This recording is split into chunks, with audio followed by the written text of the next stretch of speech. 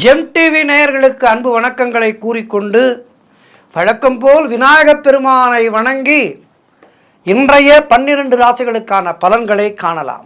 இன்று 7/4/2025 பங்குனி மாதம் 24ஆம் தேதி குரோதி வருடம் அற்புதமான சோமவாரம் திங்கட்கிழமை நல்ல நாள். இன்றைய ஆதிக்க கிரகம் சந்திர பகவான். இன்று நாம் வழிபட வேண்டிய தெய்வம் சிவபெருமானை வணங்க வேண்டும். இன்று நல்ல சுப முகூர்த்த நாள். இன்றைய நாளிலே திருமண வாழ்க்கையிலே இணைகின்ற தம்பதிகளுக்கெல்லாம் நெஞ்சார்ந்த ஆசீர்வாதங்களை தெரிவித்துக் கொள்கின்றோம். எல்லோரும் எல்லா வளமும் நலமும் பெற்று வாழ்வாங்கு வாழ இறையருள் பரிபூர்ணமாக துணை நிற்கட்டும். இன்றைய சூரிய உதயம் காலை 6:03 சூரிய அஸ்தமனம் மாலை 6:21 இன்றைய நல்ல நேரம் காலை 6:30 முதல் காலை 7:30 வரை.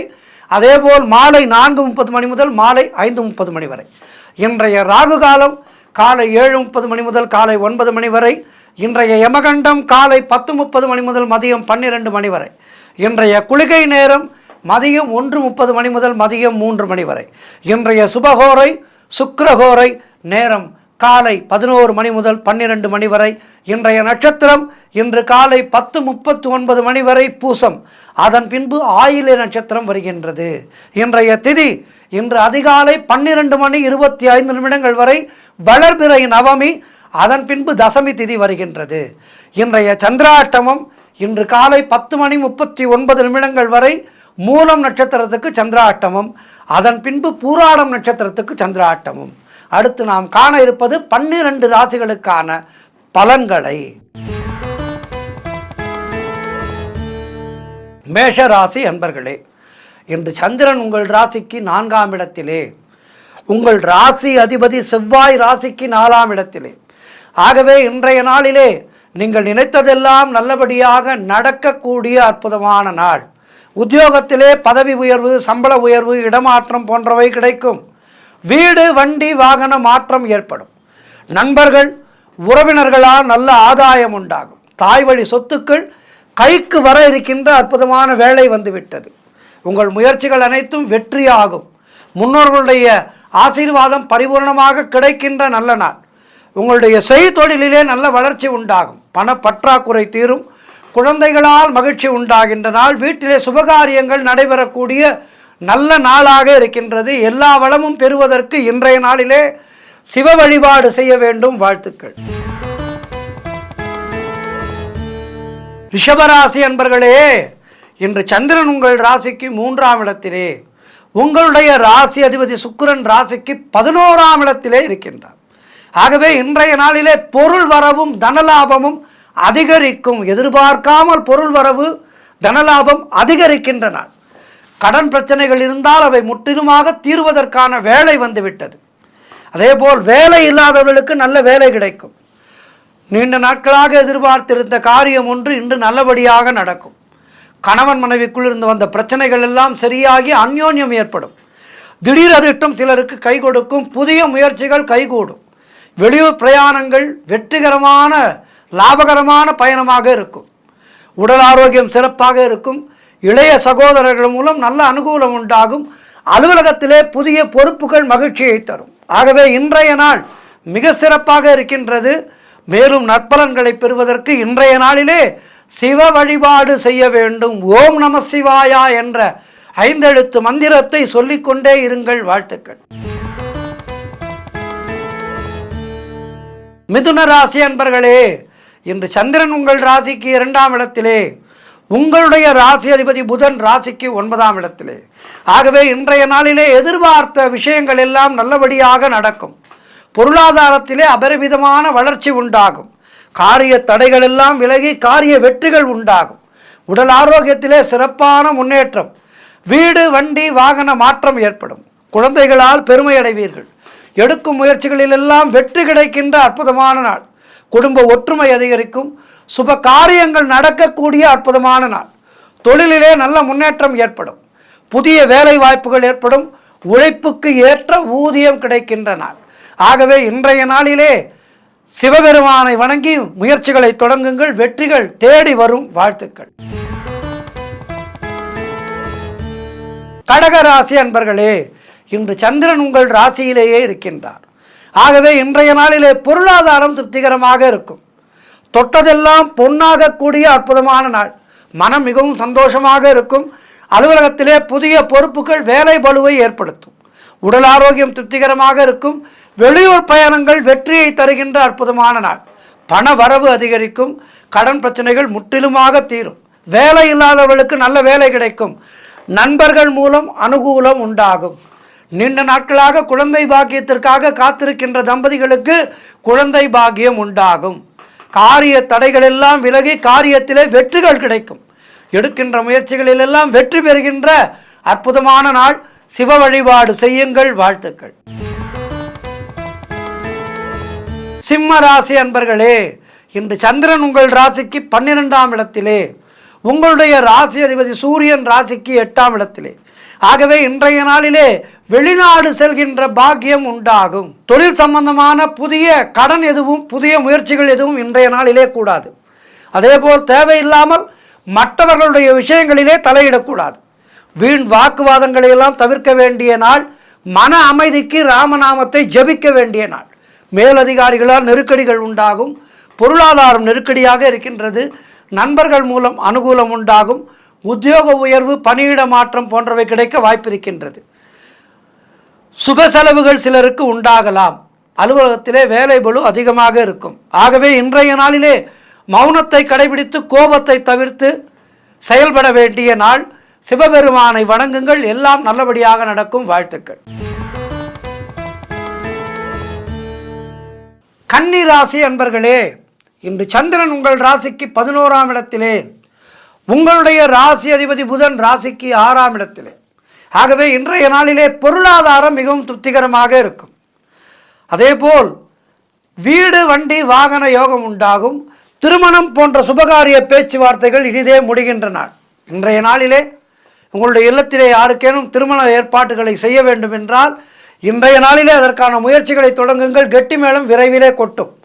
அதேபோல் உறவினர்களோடு இருந்து வந்த மன வருத்தங்கள் எல்லாம் தீருகின்ற நாள். தொழில் மற்றும் வியாபாரத்திலே நல்ல முன்னேற்றம் ஏற்படும். அலுவலகத்திலே இருந்து வந்த நெருக்கடிகள் எல்லாம் குறைகின்ற நாள். வேலை இல்லாதவர்களுக்கு நல்ல வேலை கிடைக்கும். பிள்ளைகளால் பெருமை ஏற்படுகின்ற நாள். வாழ்க்கை துணையால் நல்ல மகிழ்ச்சி உண்டாகும்.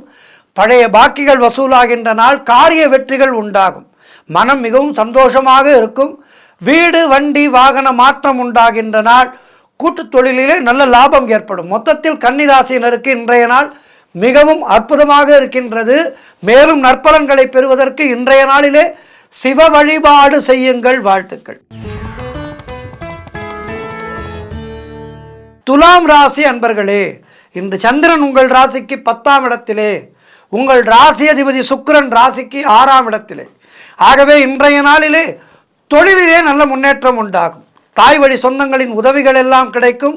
கணவன் மனைவிடையே நல்ல ஒற்றுமை ஏற்படும். மனக்குழப்பங்கள் தீர்ந்து மனதிலே தெளிவு உண்டாகின்ற நாள். புதிய முயற்சிகள் கைகூடும். கடன் தொல்லைகள் முற்றிலுமாக விலகும். திருமணம் போன்ற சுபகாரிய பேச்சுவார்த்தைகள் இனிதே முடியும். உடல் ஆரோக்கியம் சிறப்பாக இருக்கும். வீடு கட்டுவதற்கான முயற்சிகளிலே பெரும் வெற்றி கிடைக்கும். பொருளாதாரம் திருப்திகரமாக இருக்கின்றது. உத்தியோக உயர்வு, பணியிட மாற்றம் போன்றவை கிடைக்கும். எல்லா வகையிலும் இன்றைய நாள் ஆகச்சிறந்த நாளாக இருக்கின்றது. மேலும் வெற்றிகளை பெறுவதற்கு இன்றைய நாளிலே சிவ வழிபாடு செய்யுங்கள். வாழ்த்துக்கள். விருச்சிக ராசி அன்பர்களே, இன்று சந்திரன் உங்கள் ராசிக்கு 9ஆம் இடத்திலே இருக்கின்றார். உங்களுடைய ராசி அதிபதி செவ்வாய் ராசிக்கு 9ஆம் இடத்திலே. ஆகவே இன்றைய நாளிலே காரிய தடைகள் எல்லாம் விலகி காரிய வெற்றிகள் உண்டாகும். குழந்தை பாக்கியத்திற்காக காத்திருக்கின்ற தம்பதிகளுக்கு சத்சந்தான பிராப்தி உண்டாகும்.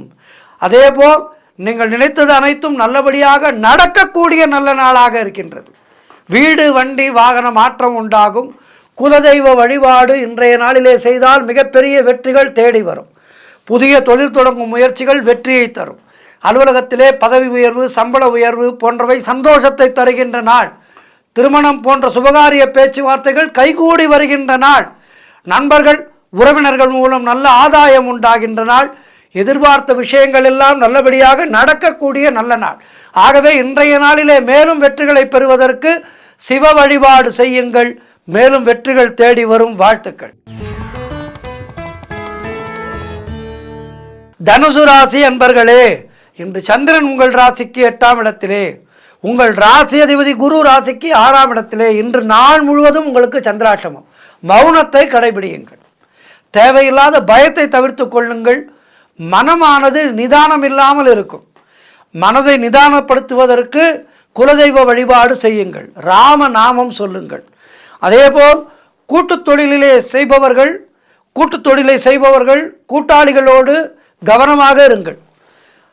புதிதாக முதலீடுகளை தவிர்த்து கொள்ளுங்கள். யார் சொன்னாலும் செய்யாதீர்கள். இதில் போட்டால் அவ்வளோ வரும், அதில் போட்டால் அவ்வளோ வரும் என்று பலர் சொல்லுவார்கள். ஆனால் அது போன்ற ரிஸ்க் எடுக்காதீர்கள். இன்றைய நாளிலே புதிய முயற்சிகள் வேண்டாம், புதிய முதலீடுகள் வேண்டாம். அதேபோல் கடன் கொடுக்காதீர்கள், நீங்களும் கடன் வாங்காதீர்கள். உடல் ஆரோக்கியத்திலே மிகுந்த கவனம் தேவை. நான் முன்பே சொன்னது போல் குலதெய்வ வழிபாடு மன அமைதியை தரும், மன தெளிவை தரும். ஒரு 2 நாட்களுக்கு புதிய முயற்சிகள், புதிய முதலீடுகளை எல்லாம் தவிர்த்து கொண்டு இருப்பதை வைத்து நிறைவாக இருங்கள். கோபத்தை முற்றிலுமாக தவிர்க்க வேண்டிய நாள். கணவன் மனைவிக்குள் பேச்சுவார்த்தை பேச்சாக இருக்க வேண்டும். பேச்சுவார்த்தை என்பது பேச்சுவார்த்தையாக இருக்க வேண்டும். அதிகமாக ஒரு வார்த்தை பேசினாலும் அதிலே சண்டை சச்சரவுகள் ஏற்படும். ஆகவே கவனமாக இருங்கள், விட்டு கொடுத்து செல்லுங்கள். கோர்ட்டு கேஸ் போன்ற பிரச்சனைகளிலே இன்றைய நாளிலே ஈடுபடக்கூடாது. வேலை பளு அதிகமாக இருக்கும். ஆக இன்றைய நாள் சந்திராஷ்டம நாள் என்பதால் மௌனத்தை கடைபிடியுங்கள். ராமநாமம் சொல்லுங்கள். சிவன் கோவிலுக்கு சென்று கோளறுபதிகம் படியுங்கள். வில்வ மாலை வாங்கி கொடுங்கள் சிவபெருமானுக்கு. வில்வ இதழ் வாங்கி கொடுங்கள் சிவபெருமானுக்கு. சிவாலயத்திலே அமர்ந்து சிவபுராணம் படியுங்கள், கோளறுபதிகம் படியுங்கள். வாழ்த்துக்கள். மகர ராசி அன்பர்களே, இன்று சந்திரன் உங்கள் ராசிக்கு 7ஆம் இடத்திலே, உங்கள் ராசி அதிபதி சனி ராசிக்கு 2ஆம் இடத்திலே. ஆகவே இன்றைய நாளிலே அலுவலகத்திலே நெருக்கடிகள் சற்று குறையும். கூட்டுத் தொழிலிலே லாபங்கள் உண்டாகும். பொருளாதாரம் திருப்திகரமாக இருக்கின்றது. பிள்ளைகளால் பெருமை ஏற்படும். திருமணத்திற்காக காத்திருக்கின்ற வரன்களுக்கு திருமணம் நிச்சயமாகும். பழைய பாக்கிகள் வசூலாகும். காரிய வெற்றிகள் உண்டாகின்ற அற்புதமான நாள். பூர்வீக சொத்திலிருந்து வந்த பிரச்சனைகள் எல்லாம் விலகி பூர்வீக சொத்துக்கள் கைக்கு வர இருக்கின்ற வேளை வந்துவிட்டது. உறவினர்களோடு இருந்து வந்த மன வருத்தங்கள் தீரும். கடன் பிரச்சனைகள் இருந்தால் அவை முற்றிலுமாக தீர்வதற்கு வழி கிடைக்கும். வாழ்க்கை துணையால் நல்ல மகிழ்ச்சி உண்டாகும். நண்பர்கள் உறவினர்கள் மூலம் அனுகூலம் உண்டாகும். ஆகவே இன்றைய நாள் சிறப்பாக இருக்கின்றது. மேலும் வெற்றிகளை பெறுவதற்கு, சிறப்புகளை பெறுவதற்கு சிவ வழிபாடு செய்யுங்கள். வாழ்த்துக்கள். கும்பராசி அன்பர்களே, இன்று சந்திரன் உங்கள் ராசிக்கு 6ஆம் இடத்திலே, உங்கள் ராசி அதிபதி சனி ராசியிலேயே. ஆகவே இன்றைய நாளிலே தொழிலிலே புதிய முதலீடுகளை முற்றிலுமாக தவிர்க்க வேண்டிய நாள். வேலை மாற்றம் ஒரு சிலருக்கு ஏற்படும். உடல் ஆரோக்கியத்திலே மிகுந்த கவனம் தேவை. தேவையில்லாமல் மற்றவருடைய விஷயங்களிலே தலையிடக்கூடாது. மேலதிகாரிகளால் நெருக்கடிகள் உண்டாகும். குலதெய்வ வழிபாடு வெற்றியை தரும். வீண் வாக்குவாதங்களை எல்லாம் தவிர்க்க வேண்டிய நாள். செய்யும் செயலிலே மிகுந்த கவனம் தேவை. பொருளாதாரம் நெருக்கடியாக இருக்கின்றது. புதிதாக கடன் வாங்காதீர்கள், நீங்களும் கடன் கொடுக்காதீர்கள். புதிய முயற்சிகளை தள்ளி போடுங்கள். கணவன் மனைவிக்குள் சண்டை சச்சரவுகள் வந்து போகும். நிதானமாக இருங்கள், விட்டு கொடுத்து செல்லுங்கள். ஆகவே இன்றைய நாளிலே சிவ வழிபாடு செய்யுங்கள், கோளறுபதிகம் படியுங்கள், சிவபுராணம் படியுங்கள், லிங்காட்டகம் படியுங்கள். இவற்றையெல்லாம் படித்து மனதை தெளிவாக வைத்துக் கொள்ளுங்கள். வாழ்த்துக்கள். இறுதியாக மீனராசி அன்பர்களே, இன்று சந்திரன் உங்கள் ராசிக்கு 5ஆம் இடத்திலே, உங்களுடைய ராசி அதிபதி குரு ராசிக்கு 3ஆம் இடத்திலே. ஆகவே இன்றைய நாளிலே வேலையிலே எதிர்பார்த்த மாற்றம் அமையும். உடல் ஆரோக்கியம் திருப்திகரமாக இருக்கும். குழந்தை பாக்கியத்திற்காக காத்திருக்கின்ற தம்பதிகளுக்கு குழந்தை பாக்கியம் உண்டாகும். உறவினர்களோடு இருந்து வந்த மன வருத்தங்கள் எல்லாம் தீருகின்ற நாள். முன்னோர்களுடைய சொத்திலிருந்து உங்களுக்கு வர வேண்டிய பணம் கைக்கு வரும். பிள்ளைகளால் பெருமை ஏற்படும். வெளியூர் பிரயாணங்கள் வெற்றியை தருகின்ற நாள். நல்ல லாபகரமான பயணமாக இருக்கும். தொழில் மற்றும் வியாபாரத்திலே நல்ல முன்னேற்றம் உண்டாகும். காரிய தடைகள் எல்லாம் விலகி காரிய வெற்றிகள் உண்டாகின்றன. மனம் மிகவும் உற்சாகமாக காணப்படக்கூடிய நல்ல நாள். பணவரவு அதிகரிக்கும். தொட்டதெல்லாம் பொன்னாகக்கூடிய அற்புதமான நாள். வாழ்க்கை துணையால் நல்ல மகிழ்ச்சி உண்டாகும். ஆகவே இன்றைய நாளிலே எல்லா சுபபலன்களையும் பெற்றுக்கொள்ளுங்கள். சிவ வழிபாடு செய்யுங்கள். வாழ்த்துக்கள். 12 ராசியினருக்கும் இன்றைய நாள் சிறப்பாக இருக்க பிரார்த்திக்கின்றேன். எல்லோரும் சிவபெருமானை இன்றைய நாளிலே வழிபாடு செய்து மேலும் நற்பலன்களை பெறுங்கள். வாழ்த்துக்கள். நன்றி. இன்றைய ஆன்மீக தகவல். எப்போதுமே தெய்வங்களுக்கு இருக்கின்ற அற்புதமான ஆற்றல், சக்தி இவையெல்லாம் தெய்வங்களுடைய அடியார்களுக்கும் உண்டு. கலிகாலத்திலே கூட யாராவது ஒருவர் இறைவனை அதிகமாக துதிக்கின்றார், இறைவனுடைய நாமங்களை சொல்லிக்கொண்டே இருக்கின்றார், முறையாக பூஜைகள் எல்லாம் செய்து தர்ம நெறிப்படி வாழ்கின்றார் என்றால் அவருக்கும் அற்புதமான சக்திகள் சித்தியாகும். இது அவரை இறைநிலைக்கு உயர்த்தும். நம்முடைய சமகாலத்திலேயே பார்த்தால் நிறைய மகான்கள் அப்படி வாழ்ந்திருக்கின்றார்கள். ரமண மகரிஷி எல்லாம் அப்படி வாழ்வாங்கு வாழ்ந்து இறைவனோடு கலந்து இறைவனாகவே வழிபடுகின்றவர். அவரையெல்லாம் நாம் வழிபடுகின்றோம். ரமண மகரிஷி, சேஷாத்ரி சுவாமிகள், விசிறி சுவாமிகள் என்று போற்றப்படுகின்ற யோகி ராம் சுரத்குமார் சுவாமிகள், காஞ்சி பரமாச்சாரியால், இப்படி இவர்கள் எல்லோரும் ஒரு முத்துக்களாக மனித குலத்திலே இருந்து இறைநிலைக்கு உயர்ந்தவர்கள். அவர்களுடைய வாழ்க்கையை படித்து அவர்களை வணங்கி நாமும் அந்த இறைநிலையை பெறுவதற்கான முயற்சிகளை நாம் செய்ய வேண்டும். எந்த ஒரு உயிரினத்துக்குமே கிடைக்காத ஒரு பேரு மனித குலத்துக்கு கிடைத்திருக்கின்றது. இறைவனை வணங்கி அடுத்த நிலைக்கு செல்லுகின்ற ஒரு பாக்கியம் அது மனித குலத்துக்கு மட்டும்தான் கிடைத்திருக்கின்றது. ஆகவே அதனை நாம் சரியாக பயன்படுத்தி கொண்டு இறைநிலையை அடைவதற்கான முயற்சிகளை தொடர வேண்டும். இன்றைக்கு நாம் 63 நாயன்மார்களுடைய சிறப்புகளை பற்றித்தான் பார்க்க இருக்கின்றோம். சிவபெருமான் தன்னுடைய அடியார்களுடைய சிறப்பை உலகுக்கு உணர்த்துவதற்காக எத்தனையோ திருவிளையாடல்கள் செய்திருக்கின்றார். அந்த திருவிளையாடல்கள் எல்லாம் ஏதோ சிவபெருமான் தன்னுடைய சிறப்பை சொல்வதற்காக செய்யவில்லை. தன்னுடைய அடியார்கள், தன்னுடைய பக்தனுடைய சிறப்பை உலகுக்கு காட்டுவதற்காக ஆடிய திருவிளையாடல்கள். அதன் மூலம் அவர்கள் வெளி உலகுக்கு தென்பட்டு நாயன்மார்களாக வணங்கப்படுபவர்களாக ஆனார்கள். நாயன்மார்களை வணங்கினால் சிவபெருமானை வணங்கியதாக அர்த்தம். இப்போது கூட இந்த பங்குனி மாதம் பார்த்தீர்கள் என்றால் எல்லா இடத்திலேயும் 63 திருவிழா நடக்கும். மயிலை கபாலீஸ்வரர் கோவிலே இந்த திருவிழா என்பது கண்கொள்ளா காட்சியாக இருக்கும். 63 வீதி உலா.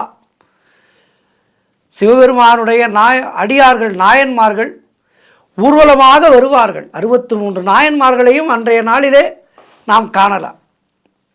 ஆக இந்த 63 நாயன்மார்கள் சைவ முனிவர்களாக விளங்கியவர்கள். இவர்களது வாழ்க்கை மற்றும் பாடல்களை எல்லாம் தொகுத்தவர் சேக்கிழார் பெருமான். மிகப்பெரிய அரசாங்க உத்தியோகத்திலே மந்திரியாக இருந்தவர் பாண்டிய மன்னனுக்கு. ஆனால் சிவனுடைய அருள் கிடைக்கப்பெற்று 63 நாயன்மார்களுடைய வாழ்க்கையையும் தொகுத்து 12 திருமுறைகளாக தொகுத்து, இதிலே 3 திருமுறைகள் திருஞான சம்பந்தராலும் 4, 5, 6வது திருமுறைகள் திருநாவுக்கரச பெருமானாலும் 7வது திருமுறை என்பது சுந்தரரால் பாடப்பட்டது. இந்த நாயன்மார்கள் யார் என்று பார்த்தால் இவர்கள் நான் முன்பே சொன்னபடி சிவ வழிபாட்டிலே ஆழ்ந்து போய் சிவனுடைய அருளை, சிவனுடைய கடாட்சத்தை பெற்று நாயன்மார்களாக உயர்ந்தவர்கள். இந்த நாயன்மார்களை எடுத்துக்கொண்டால் 4வரை தாண்டி எத்தனையோ பேர் இருக்கின்றார்கள். 4வர் சிவபெருமானை பாடி நாயன்மார்களாக உயர்ந்தவர்கள். சிவபெருமான் மேல் கொண்ட அற்புதமான பக்தியின் காரணமாக திருஞான சம்பந்த பெருமானுக்கு பார்வதி தாயாரே வந்து பால் கொடுத்து, ஞானப்பால் கொடுத்து